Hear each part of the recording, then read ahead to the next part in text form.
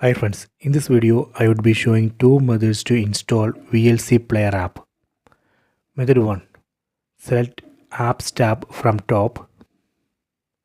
Then select this search field. Here we can search for apps and games. Select it. Then here type VLC. Then search. See, here you can see VLC for Android. Select it. Select install. See, this is a method 1. Let me cancel this. Then go to method 2. Method 2. Go to settings. Select all settings from top right corner. Go to apps. Go down. Select see all apps.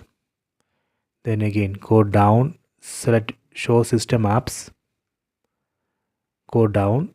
From this system apps we need to select Google Play Store. So let me find Google Play Store. See, select it. Select open. This is a Google Play Store app. Here go to top, select search. Then here let me search for VLC.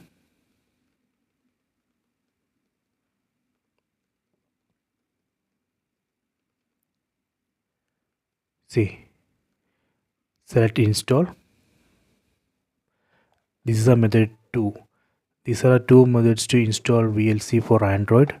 Please try this. I hope you have enjoyed this video. Please subscribe this channel. Please like and share the video.